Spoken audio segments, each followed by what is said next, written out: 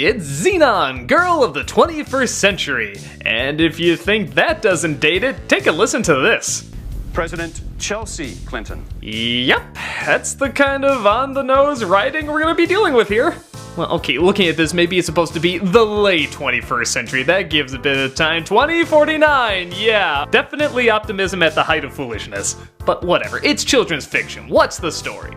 Well, Xenon, a teenage girl, lives on a space station and does all sorts of things that a girl that age usually does. Hang out with her friends, listen to bands, get in trouble, all that stuff. But when she sees that the biggest funder of the space station seems to be up to no good, she tries to call him out on it, but nobody believes her. As punishment for her actions, she's grounded. Literally. She's grounded down to Earth, which she barely remembers because she left when she was in kindergarten. As you'd imagine, Earth and the space station are very different from one another, and she has a hard time fitting in. Her Aunt Judy is a little odd, the clothes are all different, people talk different. Even the food and gravity are off from what she's used to. But slowly over time, she starts to make friends, and they start to realize maybe all the things she was saying about the funder was true. As those evildoers try to track her down because she has some sort of secret disc, and ultimately she ends up trying to save her space station while also trying to get a dance with her favorite boy band. Yeah, it's pretty silly. As you probably imagine, there isn't really that much in this for adults. This is clearly made for a very target audience of, I don't know, let's say 5 to 11-year-olds. Because of this, a lot of the storytelling and acting is a little over the top, but I have to admit, when I was that age, this is the kind of acting and storytelling I liked listening to. It is exaggerated, there are a lot of catchphrases, but the film does try to contribute a few interesting ideas and fun environments. The space station, for example, is a really cool design. I just love looking at it. I love these colors, I love these setups. Okay, it looks a little cheap, but it's almost like being on Deep Space Nine, except from the little kid's point of view. I always thought that'd be kind of a neat idea. But the nice thing is the fun stuff doesn't stop when she leaves the space station. Her interactions on Earth are actually kind of interesting. Because she's not very familiar with it, she thinks everyone constantly has to dodge tornadoes and earthquakes and sicknesses. And if someone grew up on a space station, that is probably what they would assume. They say that gravity on Earth compared to the space station is also 30 pounds heavier. And they demonstrate this very cleverly by just having her go on this bridge that's at an angle and they tilt the camera, and that's a very simple way of showing it, but it's also really effective. There's also fun contrast, like even though she constantly gets into trouble and can do all these cool things on the space station, she's afraid of horses. She's known as a risk taker back at home, but she's terrified of trying a burger. She even has good comebacks for these stereotypical bullies. Seeing how people on Earth and space stations dress different, this one girl goes up to her and asks if she's gonna be in a freak show or dressing up for Halloween. Her response? You win. It's the Halloween thing. Now, lend me that mask you're wearing, and I'll have the most hideous major costume ever. Oh, snap! I love that. You'd think she's gonna go through the whole movie just with her head down, looking sad and stuff. But no, the first insult she gets, she throws it right back. I love that they played around with that a little bit. But on top of that, it has a clever way of demonstrating a very familiar lesson. It is a fish out of water story and about adapting, but it's a kind of adapting that a lot of kids that age can understand. It's moving from one location to another where the clothes are different and the language is different, and tiny things you took for granted can suddenly get you in a lot of trouble. But by adding that extra element of having it in the future and on a space station, it makes it a little bit more interesting. It's more fun and creative, even if sometimes the effects are pretty laughably bad. Come on, these were embarrassing even by the standards back then. But while the effects don't look that great, they do still take the time to have a character be in a moment. While the characters don't look like they're really there, they feel like they're really there. The movie takes time to just focus on their reaction and play some nice music and feel the environment. And they do the same thing on Earth too, where you can appreciate the ocean and landscapes and such. I think this movie knows what's going to be fun about it is the environment, and they let you as a kid enjoy it. Is it cliched? Sure. Can the characters get annoying? Yeah, sometimes. But if you imaginative ideas and visuals mixed with even a few good performances from the boyfriend and the aunt, give it a nice enough atmosphere where if I was the appropriate age they were aiming for, I would probably enjoy it. Not much in it for adults, but I don't really think it's meant for adults. It's meant for kids who need to learn about being out of place, but also about accepting new ideas and new environments. And this does have some imaginative ideas and environments. Most adults would fall asleep, but I think most kids would have a cheesy but fun time.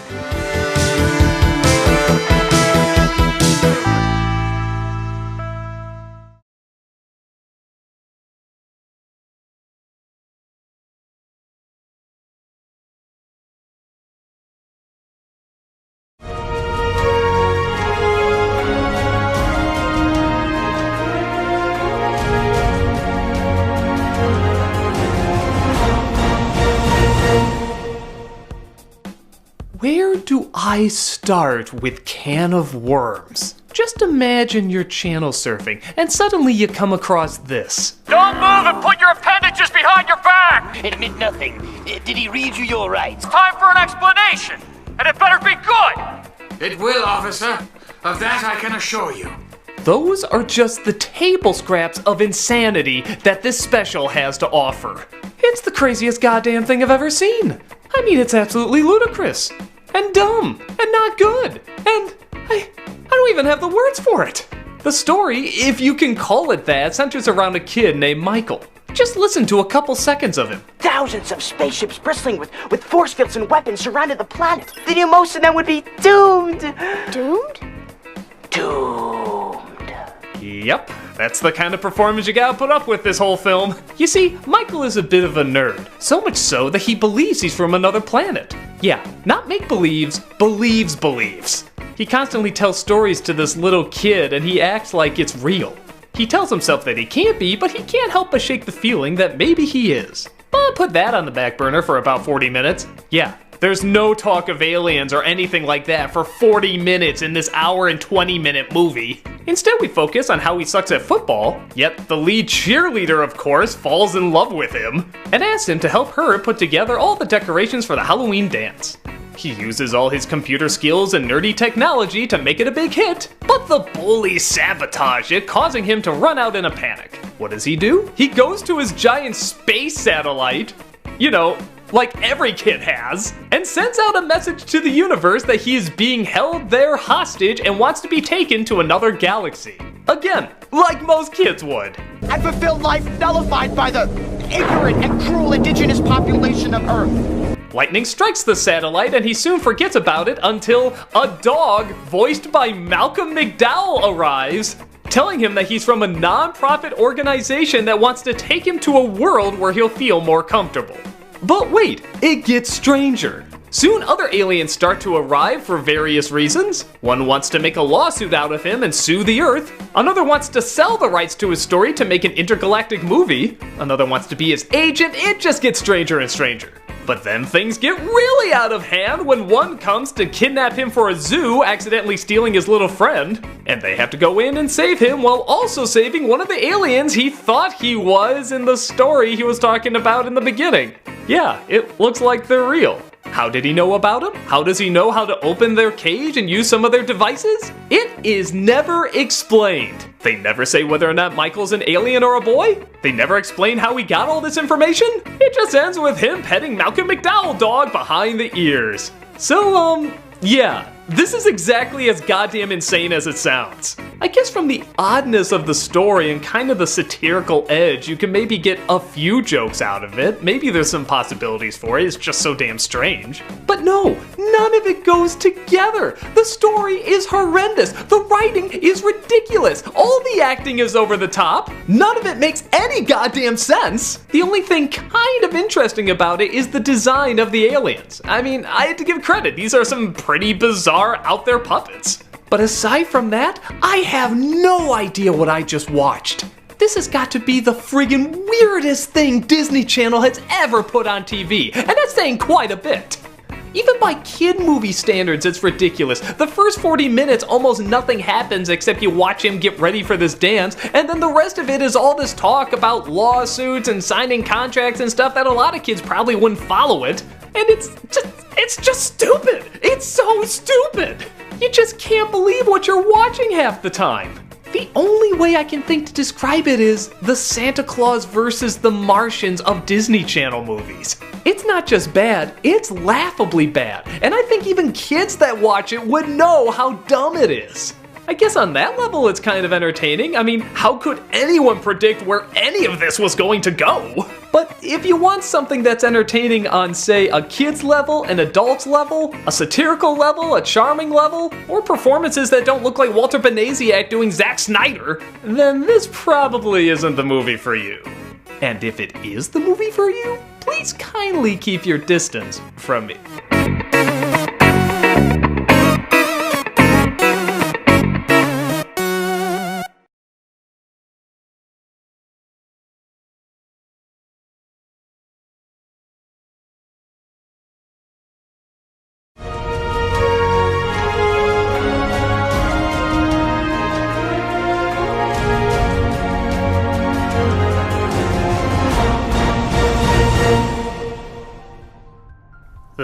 13th year. I guess Disney really had a thing about turning kids into mer people, didn't they? Well, kind of like Little Mermaid 2, this one is kind of as least interesting as that one was. Not to say it's awful, it's just not really anything. Which is a shame because, again, I don't think this is that bad a premise. A mermaid is swimming with her young baby, but a man sees her in a boat. Afraid for her son's safety, she drops him off and tries to distract the man in the boat, only to have a couple, one of them played by Dave Coulier, pick him up, take him to the police, and when nobody claims him, they decide to adopt him. The mermaid mother surprisingly just kinda stays away for 13 years until suddenly the boy, named Cody, starts to notice certain changes. He's swimming faster, he's growing gills, he has electricity. Oh, and he can stick to walls? Yeah, and vampires sparkle. His parents don't know what to make of it. The doctor just says, it's puberty. Yeah, second opinion much? Only his nerdy best friend can figure out what it is. He's turning into a merman. How does he know? Because his father is the one that saw his mother years ago. Oh, small world. The rest of the story is just him coming to grips with his powers, trying to find his real mother while also keeping his girlfriend, while not embarrassing himself, while also trying to make the swim team and the championships. Blah, blah, blah, blah, blah. It's about as generic as it gets. There's a ton of things that don't make sense in this movie. Like I said before, the mother staying away for 13 years. Come on, she couldn't flop onto the beach and get someone's attention or something. Just destroy the mystery. It's your freaking kid. Hell, she distracts the man in the boat by showing off what she is, and he's like, oh my god, I gotta prove mermaids are real and everything. What, she showed off to that guy? Why couldn't she show off to other people? Keep it a secret. Why is it even a secret? Why don't you use your electric powers that you suddenly have? Yeah, I guess they kind of make a connection to electric eels, but that doesn't explain why they can stick to walls. Everyone is just a little off too. Like the swim team makes fun of him because he always comes in second. What the hell's wrong with you? He always comes in second. That's impressive. Even the girlfriend for his birthday just gives a picture of herself. That's strangely narcissistic. And then she just closes her eyes waiting for a kiss. Everything in this movie is just a little off. There's another scene where his hands are sticky and he's shaking them off, and then the mother just starts doing it too, and then the father comes in and starts doing it. What's even going on here? This isn't quirky strange, this is just strange. Even Cody's performance is a little strange. I mean, it's not laughably bad, I mean, he's not over the top or too goofy, but maybe that's kind of the problem too. He doesn't really stand out. He's just kind of boring. He's the every kid, to a fault. You can't really imagine yourself in his shoes because he doesn't have much of a reaction. I don't know if he was written that way or directed that way, but it just doesn't come across as anything. The only thing I really took out of this movie, strangely enough, is the guy that sees the mermaid originally.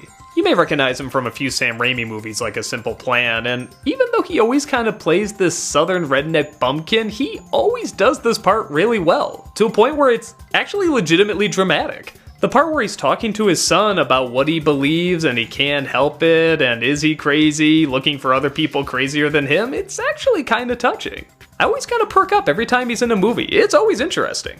But aside from that, when Dave Coulier is your next most credible actor, you kind of know you're not in a good spot. Like I said, I can't say this movie is terrible, it wasn't awful watching it, it's just kind of like watching nothing.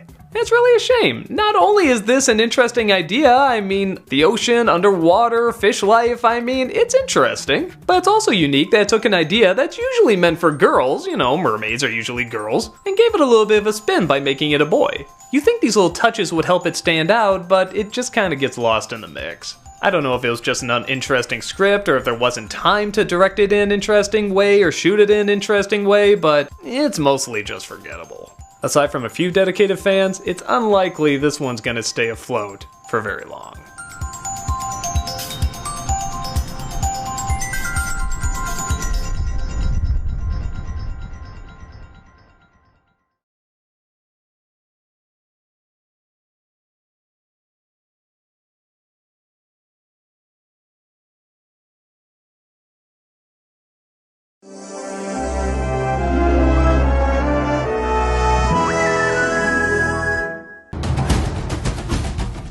When I heard Disney's next animated feature was going to be Tarzan, I remember thinking to myself, Yeah, that sounds about right. I mean, it is a pretty well-known subject matter, and it does lend itself to animation. And at the same time, I was wondering if it might have the same impact that Robin Hood had, you know, where people would actually be introduced to it through the Disney version as opposed to other forms of media. I saw the trailers and got really excited for it, and when it came out, a lot of it exceeded my expectations, while other parts, I thought were kinda mediocre. Okay, well let's jump right in. A family is shipwrecked on an island and they find they have to live on their own. But unfortunately, a cheetah comes and kills the parents, leaving only the baby behind. Coincidentally, the exact same cheetah kills the child of an ape family. And, wouldn't you know it, they happen to bump into each other.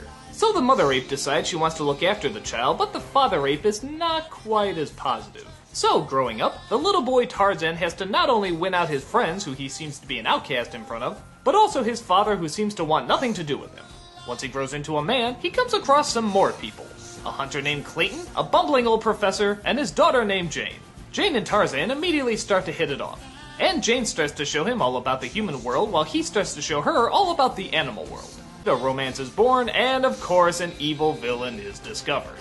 Okay, so what's good about the movie? Well, the animation. I mean, yeah, look at it. What they can do with Tarzan is unbelievable. Before this, people would just associate him with swinging around on vines, but look at this, he's practically surfing the trees. That's really creative. Tarzan himself is a pretty decent character. I mean, he does all the stuff you want him to do. He snarls, he sneers, he roars. But he does have those big puppy dog eyes, and he does manage to be sentimental at certain moments. Jane is my example of a damsel in distress done right. I mean, yeah, not every character has to be strong, not every character has to be wielding a sword, but they have to at least be interesting. And Jane, despite the fact that she has to be saved all the time, is interesting. She's polite, but she's eccentric. She's clumsy, but she's got a good heart. And it sort of makes sense that she'd have to be saved all the time. I mean, she's out of her environment, and this is very much how women were like at that time period. But she still contributes in being the education for Tarzan and also the emotional center. So yeah, I think she's a fun character. Rosie O'Donnell is an ape, and yeah, I won't say ideal casting, because let's face it, everybody else already has. And while she is annoying, she's not as annoying as she could have been. Clayton, and I don't think I'm giving anything away here, is obviously the bad guy. He's kinda like Gaston, except minus any of the comedy or charm. He's not very interesting, and his motivation is as boring as the Disney motivations get. It's just greed. It's the Pocahontas villain all over again. The motivation is boring, he's boring, it slows everything down. The rest of the side characters are kind of forgettable, but to be fair, they keep the focus where it should be, on Tarzan. The songs are by Phil Collins. Wait, what? Phil Collins? What does he have to do with Disney, or Jungles, or anything like that? Well, okay, maybe he'll write some good songs for the characters to sing. Oh, no, they're not singing at all. He's just singing the songs. Right the fuck out of nowhere. Every time he starts singing, I expect all the animals to start looking around saying, what the fuck is that?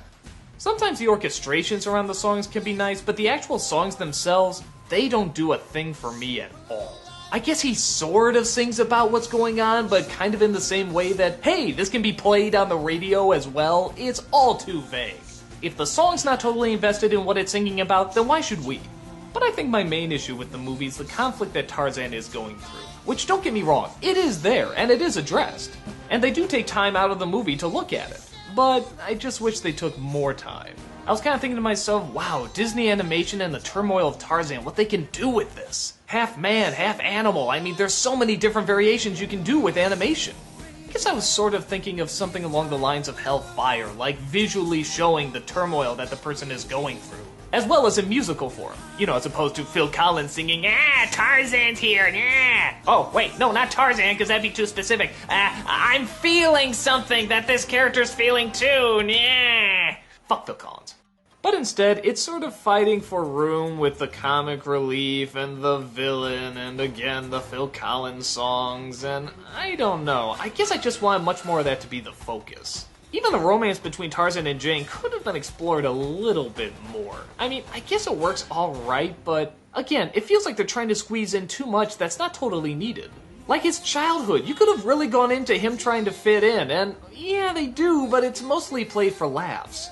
I like the scene where he tries to cover himself in mud and turn himself into an ape, but that's only for a few seconds. And the same thing when he meets Jane for the first time. He takes off her glove, touches a human hand for the first time, and it's a nice scene. But again, it's only a few seconds. I guess I wanted more of his internal struggle to take up the majority of the film, but then again, it is Disney. I mean, I can't expect all the characters to be like Frollo and Hunchback of Notre Dame. I mean, maybe I'm just getting spoiled.